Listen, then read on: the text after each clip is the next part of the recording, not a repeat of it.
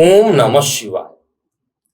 मैं हूं एस्ट्रोलॉजर के एम सिन्हा और मैं अपने इस यूट्यूब चैनल पर आप सभी का हार्दिक स्वागत करता हूं। आज के इस वीडियो में हम लोग बात करने वाले हैं 29 मार्च 2025 से लेकर 16 मई 2025 के मध्य में शनि राहु का पिशाच योग बन रहा है। शनि और राहु दोनों वायु तत्व होते हैं और ये जल तत्व में प्रवेश कर रहे हैं।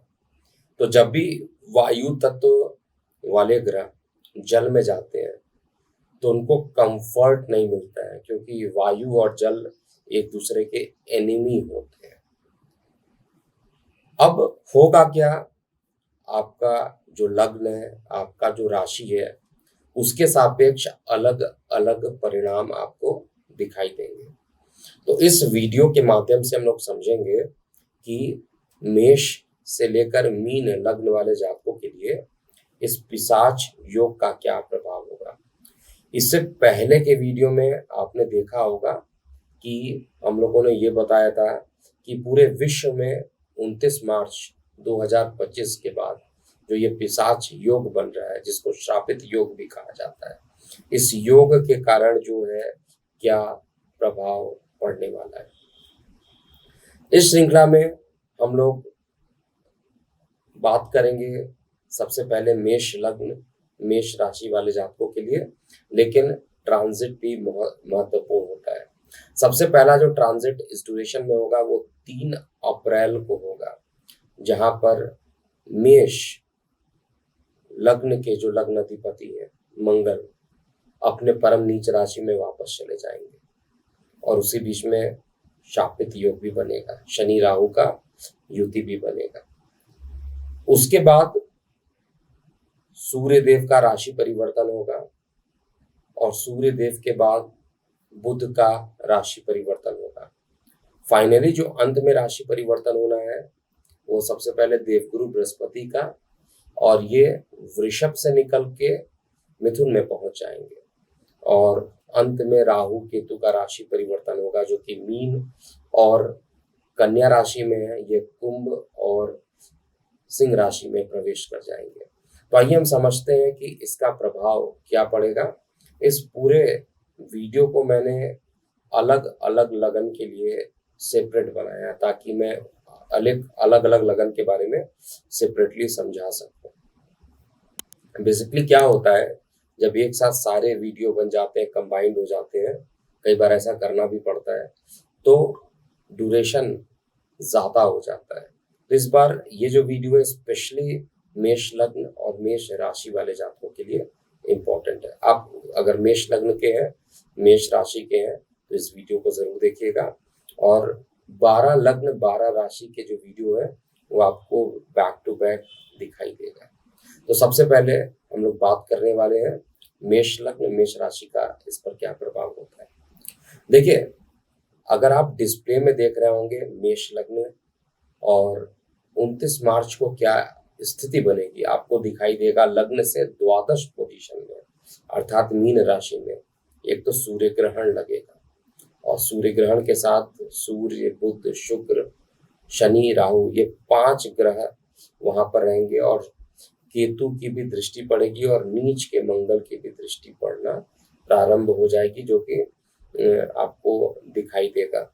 अब इसका प्रभाव क्या होगा, पॉइंट टू पॉइंट बता रहा हूं और इन्हीं पॉइंट्स को आपको नोट करना है। मेष लग्न मेष राशि में द्वादश में ये युति बनेगी।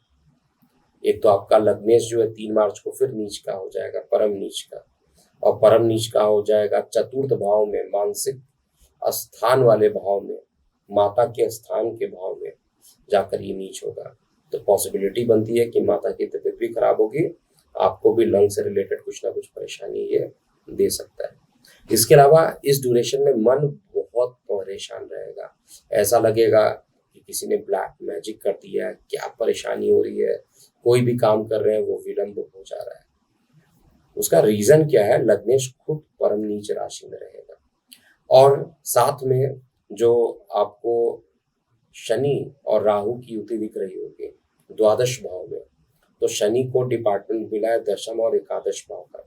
दशम और एकादश भाव के मालिक होकर ये खुद द्वादश में जाएंगे, तो इनकम में परेशानी डेवलप करेंगे। मतलब आपकी जो इनकम होगी उससे ज्यादा खर्च होने लगेंगे। और अगली बात क्या होगी कि बहुत सारी पॉसिबिलिटी बनती है कि लीगल केसेस, अकस्मात ऐसे केसेस जो अनएक्सपेक्टेड थे, वो लीगल केसेस मेष लग्न और मेष राशि वाले जातकों पर उत्पन्न हो सकती है। इसलिए कोई भी डॉक्यूमेंटेशन इससे पहले अगर कर रहे हैं तो बहुत सोच समझ के कीजिएगा। अगर आपके ऊपर लीगल केसेस नहीं होता है तो विदेश यात्रा या बहुत लंबी दूरी की यात्राएं जो रहेंगी इस ड्यूरेशन में ज्यादा रहेगी। शनि क्योंकि द्वादश में जा रहे हैं, कुंडली का जो द्वादश भाव होता है वो हॉस्पिटल का भी भाव होता है, वो ट्रैवलिंग का भी भाव होता है, वो लीगल का भी भाव बन जाता है। छठवें को देखेंगे तो न्यायिक का भी भाव बन जाएगा। तो इसलिए यहाँ पर जो भी लीगल केसेस चलेंगी वो लंबे समय तक इनिशिएट कर सकता है, क्योंकि शनि के साथ युति बनकर ये केस प्रारंभ हो सकता है। विदेश जाने का योग बनाना चाहते हैं तो आपको लंबी दूरी का विदेश जाने का योग यहाँ पर बनता है निश्चित रूप से। और जिनके विदेश जाने का योग बनता है उनके लिए एक चीज क्लियर है कि उनके जेल यात्रा या लीगल के जो मामले हैं वो नहीं बनेंगे, नहीं तो लीगल और जेल यात्रा दोनों के योग बनाएंगे। और मन बहुत ज्यादा बेचैन रहेगा।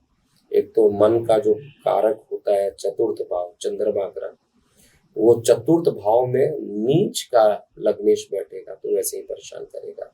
और मंगल कारकत्व होते हैं तीसरे और छठवें भाव के, तो छोटे भाई बहनों को लेकर भी परेशानियां ही ये डेवलप करने वाला है।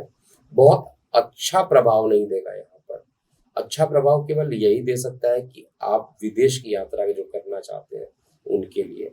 कार्य व्यवसाय को भी देखा जाए तो कार्य व्यवसाय के मालिक है, इनकम के भी मालिक है, लेकिन द्वादश में चले गए, यानी काम को लेकर आप या इनकम को लेकर विदेश में चले गए तो आपको स्टार्टिंग में स्ट्रगल बहुत ज्यादा बढ़ जाएगा, ऐसा मैं चेक कर पा रहा हूँ। तो एक लाइन में कहा जाए तो लीगल केसेस, जेल यात्रा, विदेश यात्रा ऐसे योग बनते हैं। मन अशांत रहेगा, माता के स्वास्थ्य में थोड़ी परेशानी हो सकती है और खर्च जो होगा वो ज्यादा होगा। स्थान परिवर्तन के योग इसके कारण होंगे। तो ये पूरा प्रभाव था मेष लग्न या मेष राशि है, क्योंकि अगर आप मेष राशि हैं तो आपका 7.5 भी प्रारंभ होगा, आपको ज्यादा परेशानी होगी। केवल आप मेष लग्न के हैं तो आपकी 7.5 वाला प्रभाव तो नहीं रहेगा, लेकिन देखना पड़ेगा कि आपकी स्थिति में भी, आपकी कुंडली में चंद्रमा की स्थिति कहाँ पर है, ये भी बहुत महत्वपूर्ण होगा।